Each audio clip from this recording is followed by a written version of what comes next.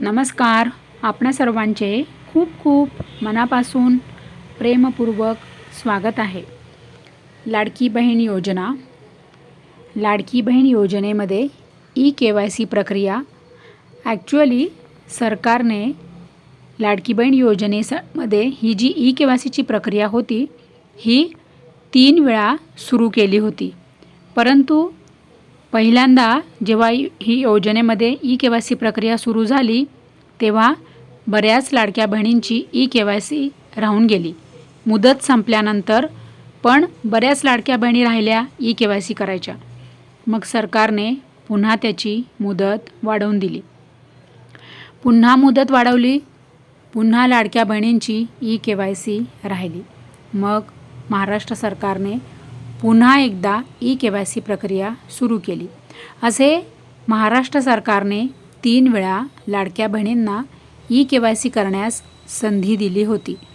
मग तरीसुद्धा लाडक्या बहिणींची अजूनही ई-KYC राहिलेली आहे. आता जरी सरकारने तुम्हाला ई-KYC करायला संधी दिली होती तरीसुद्धा लाडक्या बहिणी त्यावर ई-KYC करू शकत नव्हत्या. कारण की त्यावर लाडक्या बहिणींकडे कागदपत्रच नव्हते. मग लाडक्या बहिणी ई-KYC करणार तरी कशा? कारण की ज्या लाडक्या बहिणींचे घटस्फोट झालेले नाही आणि ज्या लाडक्या बहिणींना घटस्फोट पण झालेला नाही आणि पतीकडे पण त्या राहत नाही, मग त्यांच्याकडे कागदपत्र कुठून येणार?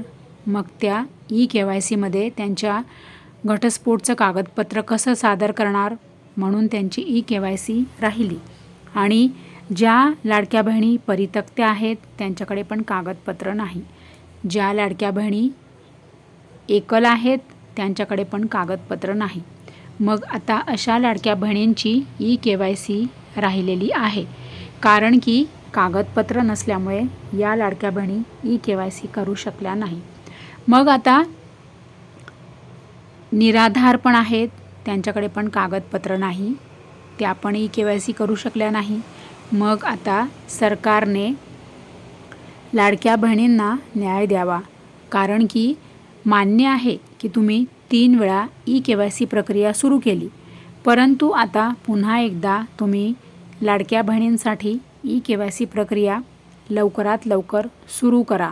कारण की महाराष्ट्र सरकारने म्हणजे मुख्यमंत्री साहेबांनी, आता मी तुम्हाला या व्हिडिओत पण पुन्हा त्यांची एक लाईव्ह ऑडिओ क्लिप म्हणजे व्हिडिओच आहे, तो लाईव्ह व्हिडिओ तुम्हाला मी दाखवणारच आहे.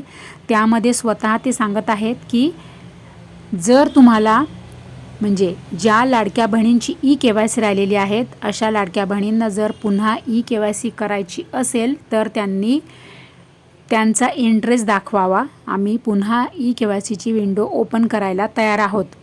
मग मी माझ्या सगळ्या लाडक्या बहिणींना हेच तर सांगत आहे, प्रत्येक व्हिडिओमध्ये घसा ओरडून सांगते आहे की तुम्ही सगळ्यांनी साथ द्या, सगळ्यांनी सपोर्ट करा, हा व्हिडिओ सगळ्यांपर्यंत पोहोचवा, हा व्हिडिओ सगळीकडे शेअर करा. म्हणजे काय होईल तुम्हाला माहीत आहे का?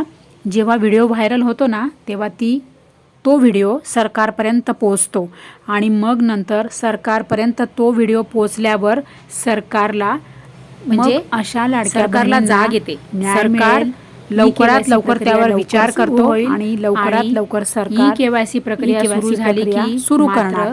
त्यामुळे मला तुम्हाला हेच सांगणं आहे की तुम्ही सगळ्यांनी भरभरून ई-KYC करताना तुम्ही भरभरून कमेंट करा, भरभरून हा व्हिडिओ लाईक करा. ई-KYC प्रक्रिया सुरू झाली बहिणींपर्यंत हा व्हिडिओ शेअर करा, लाडक्या बहिणींना हा व्हिडिओ पाठवा. आणि पुन्हा म्हणजे काय होईल तर हा व्हिडिओ सगळ्यांपर्यंत पोहोचेल, सरकारला जाग येईल. त्यामुळे अशा ह्या ज्या गोष्टी असतात ना ह्या खूप ई-KYC प्रक्रिया व्यवस्थितपणे कराव्या लागतात. मला माझ्या नीट ज्या व्यवस्थित वाचून मग कराव्या लागतात लाडक्या बहिणी आहेत की त्यांची ई-KYC प्रक्रिया सुरू झाल्यानंतर त्यामुळे आपल्या माझ्या लाडक्या व्हिडिओ येणार ते मिळत नाही. मला सगळ्यांच्यासाठी मला शांतपणे आणि सोप्या भाषेत आणि अगदी साध्या सरळ भाषेत समजावून सांगणार की ई-KYC कशी करायची. त्यामुळे तुम्ही गडबड करू नका, घाई गोंधळ करू नका लाडक्या बहिणी. बघा, कारण की पैसे आहे ना, जे काही आहे 1500 का असेना, पण आपल्याला थोडाफार तरी हातभार लागतो ना.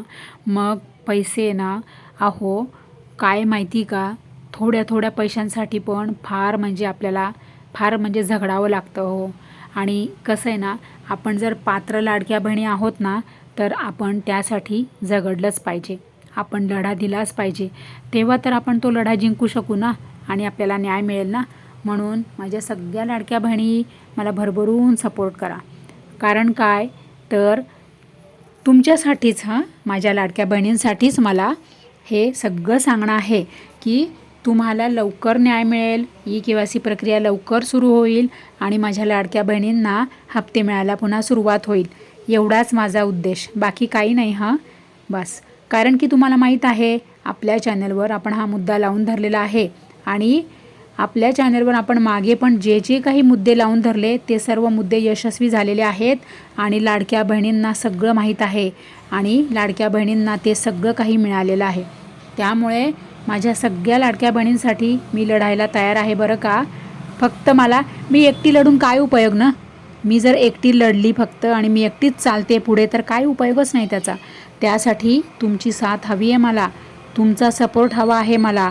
तुम्ही जेव्हा मला साथ द्याल, सपोर्ट कराल, सपोर्ट द्याल, तेव्हा कुठे हा व्हिडिओ सरकारपर्यंत पोहोचणार आणि सरकार खडबळून जागा होणार आणि लवकरात लवकर सरकार ई-के-वाय-सी प्रक्रिया सुरू करणार.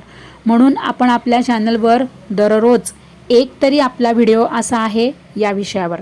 ई-के-वाय-सीवर आपल्या चॅनलवर दररोज एक व्हिडिओ तरी आहेच आणि आपण आणू, यापुढे पण आणू का. कारण की आपल्याला हा मुद्दा यशस्वी करायचा आहे आणि हा मुद्दा आपल्याला लावून धरायचा आहे.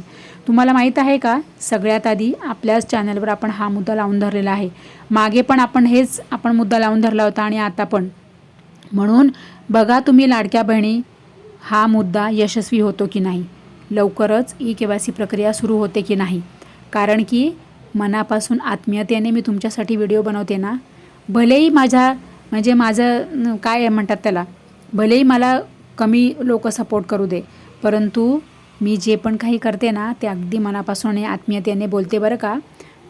म्हणूनच आपली हाक आहे ना देव ऐकतो आणि आपल्याला लवकर देव हे पण हाक आपली ऐकेल आणि लवकर ई-के-वाय-सी प्रक्रिया सुरू होईल. तर लाडक्या बहिणी बघा, काळजी अजिबात करू नका, लवकरच ई-के-वाय-सी प्रक्रिया सुरू होईल. आपण पण अशीच प्रार्थना ईश्वरचरणी करूया. आणि मग बघा आता मुख्यमंत्री साहेब काय बोलत आहे ते. आपण हे सांगितलं होतं के-वाय-सी करून घ्या, म्हणजे जे काही माहिती तुम्ही सादर केलेली आहे ती आतापर्यंत सत्य मानण्यात आली, आता त्याची कागदपत्र द्या. पण मोठ्या प्रमाणात के-वाय-सी झाली नाही.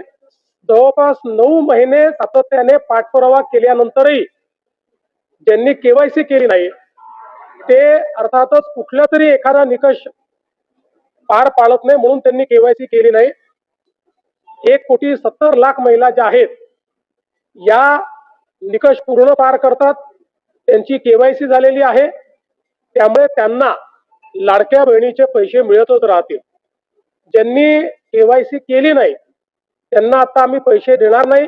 आणि आजही यांच्यापैकी कोणी जर के-वाय-सी करणार असेल तर आम्ही विंडो ओपन करायला तयार आहोत.